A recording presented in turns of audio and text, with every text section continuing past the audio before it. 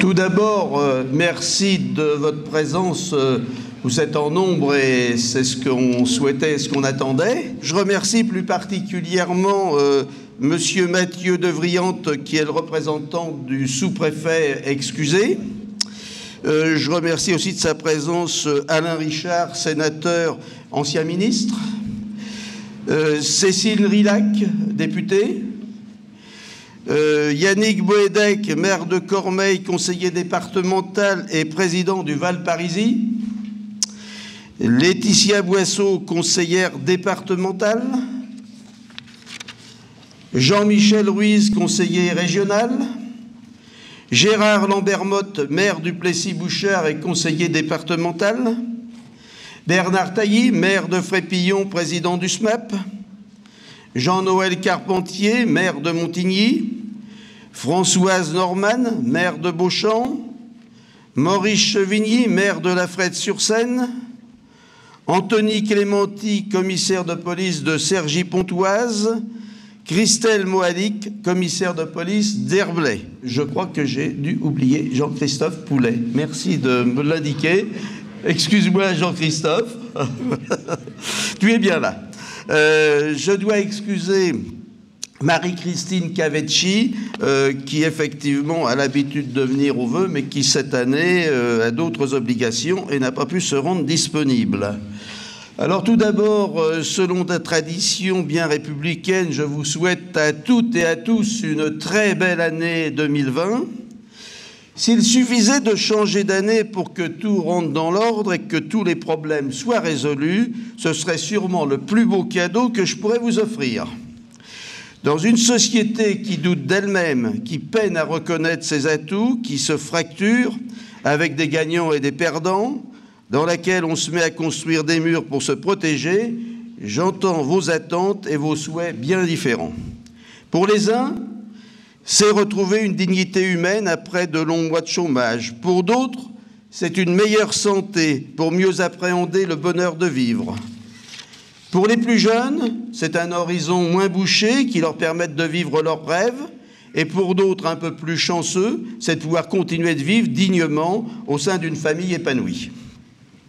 Ainsi, nous avons toutes et tous, suivant notre situation personnelle, des ambitions plus ou moins marquées. C'est dans ce contexte, avec une marchandisation de notre société, où le succès est devenu plus important que la valeur, qu'il nous faut retisser du lien social, faire renaître nos valeurs républicaines et être acteurs du mieux vivre ensemble dans la liberté, l'égalité et la fraternité. Au nom du Conseil municipal, je vous souhaite une très belle année 2020, conjuguant santé, bonheur et réussite. Comme vous le savez, mon droit d'expression dans les 6 mois précédant une élection municipale est limité et mes propos ne doivent pas valoriser l'action que j'ai pu conduire au cours de ce mandat qui s'achève et encore moins de citer les projets futurs. J'ai l'habitude aussi, lors des vœux, d'aborder les faits marquants de l'année écoulée. On conservera en mémoire que l'année a été chaude, et là je ne parle pas sur le plan climatique, j'y reviendrai après. On a commencé avec la crise des Gilets jaunes. On a poursuivi avec la réforme ferroviaire. Les personnels de santé, les infirmières, les médecins urgentistes, les avocats, la magistrature, les pompiers, les policiers, les danseurs même de l'opéra, les routiers, les raffineries ont fini en apothéose avec la réforme des retraites qui a mis presque tout le monde dans la rue avec le retour des Gilets jaunes et qui a même fait démissionner l'auteur du rapport, Jean-Pierre Delevoye. Certains diront que la France est difficile à réformer. Et d'autres vous diront que malgré un taux de syndicalisation très faible, le peuple français sait lutter et résister lorsqu'il le juge nécessaire. L'expérience prouve aussi que les conquêtes ouvrières qui ont permis des avancées sociales significatives que nous connaissons aujourd'hui ont toujours été le fruit de luttes importantes.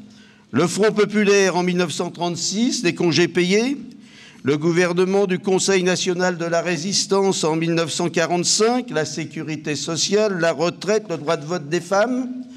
Ce fut aussi le cas du mouvement étudiant ouvrier de mai 68, qui a permis une évolution culturelle de la société et une émancipation, notamment quant aux droits des femmes.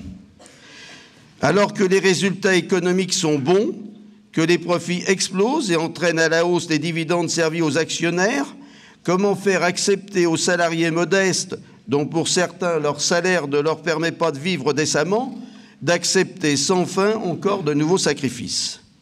Malgré la toute-puissance du capital, aujourd'hui mondialisé, c'est toujours au final le peuple qui écrit l'histoire.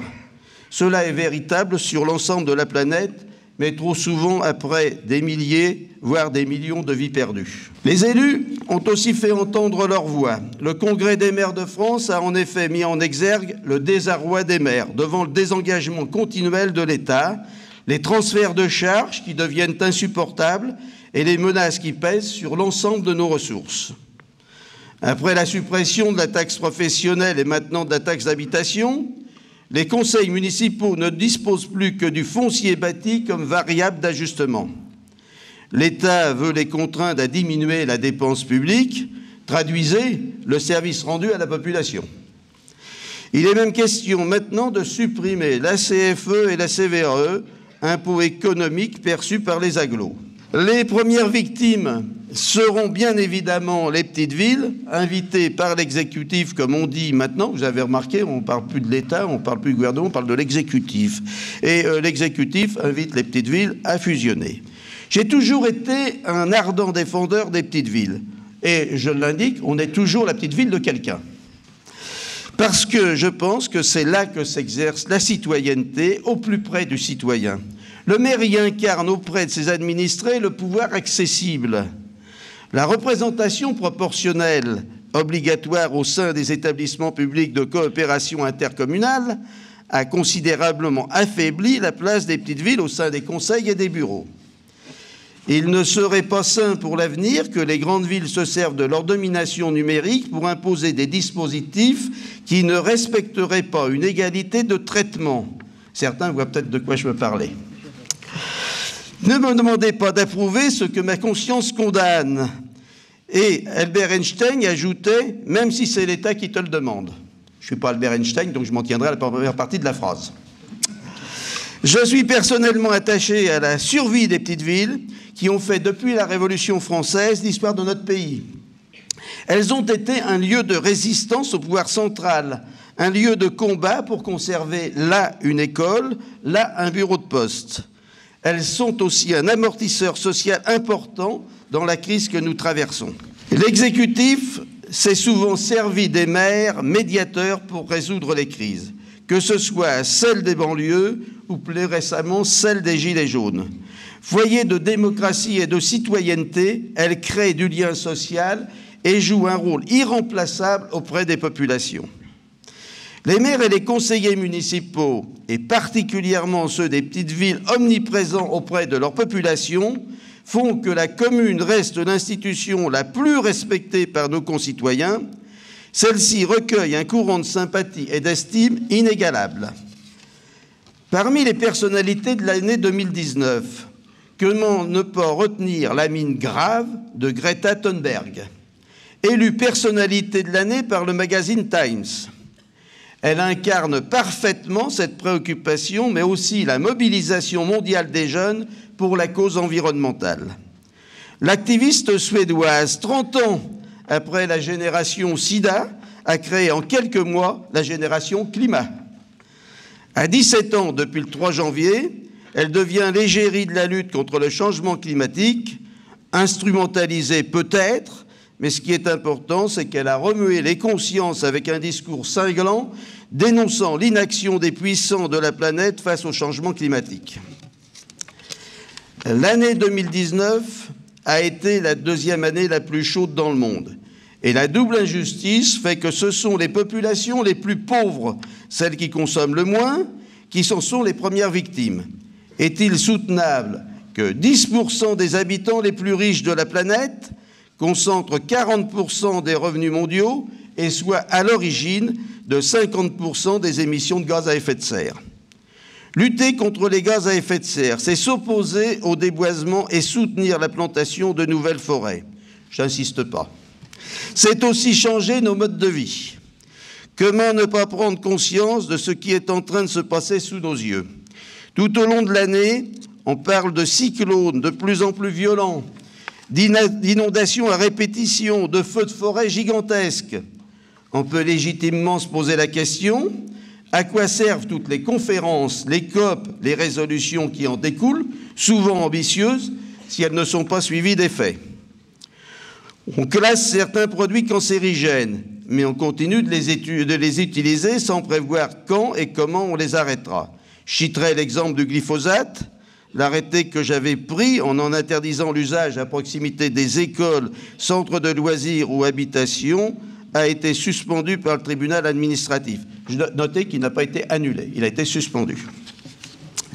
Je crois que l'urgence impose de prendre des décisions fortes et qu'il faudra aussi revoir nos modes de consommation, non pas par des décisions qui pourraient paraître punitives, mais en construisant un véritable dialogue avec les citoyens pour élaborer un projet permettant de bâtir l'avenir avec une adhésion consentie. Ces deux femmes n'ont aucun rapport, mais après Greta Thunberg, je vous citer une pierre-lésienne. Il s'agit de Stéphanie Frappart, que nous avions mis à l'honneur en 2015 lors de la cérémonie des vœux et qui est toujours dans les médias présentée comme une herblésienne. Philippe Rouleau n'est pas là, je vais en profiter. Je voudrais rappeler qu'avant d'être licenciée à Herblay, elle a fait ses débuts au club sportif de Pierrelaye. C'est dans notre commune qu'elle a passé son enfance et fréquenté nos écoles et nos services. Désignée meilleure arbitre féminine du monde après avoir arbitré la finale de la Coupe du monde féminine, Stéphanie Frappart a arbitré la Supercoupe d'Europe entre les coupes de Liverpool et de Chelsea. Douée d'une autorité naturelle, sûre d'elle, elle impressionne sur un terrain quand elle impose aux Neymar, Benzema et autres Messi ces décisions auxquelles, résignés, ils se soumettent. Voilà une femme qui suscite l'admiration, tant sa réussite au plus haut niveau dans un milieu pas particulièrement féministe et probante. En tête du palmarès des actualités les plus commentées, on a eu l'incendie de la cathédrale Notre-Dame. Il faut des siècles pour construire une cathédrale et seulement quelques minutes pour l'anéantir. Et cela est vrai aussi pour plein d'autres choses. À l'identique ou pas, il faudra attendre des années avant de pouvoir à nouveau y pénétrer. Par conviction religieuse pour certains, par attachement à notre patrimoine pour d'autres, des sommes colossales ont été recueillies en quelques semaines pour sa reconstruction. Comme quoi le peuple de France, au-delà des clivages, sait répondre à certaines sollicitations lorsqu'il croit que la cause est juste et d'intérêt national. L'optimisme nous habite, on dit qu'il donne vie à l'espoir. Toutes et tous, nous aspirons à un monde meilleur, plus fraternel et plus juste. Mais c'est à chacun d'y apporter sa contribution pour y parvenir. Chaque être humain, avec sa culture et sa propre personnalité, est unique. Se respecter les uns et les autres et s'enrichir mutuellement pour construire un pays, une ville plus belle et plus solidaire, tel pourrait être le vœu que nous pourrions formuler en ce début d'année 2020. Fête de fraternité, de convivialité et de bonne santé. Merci à toutes et à tous.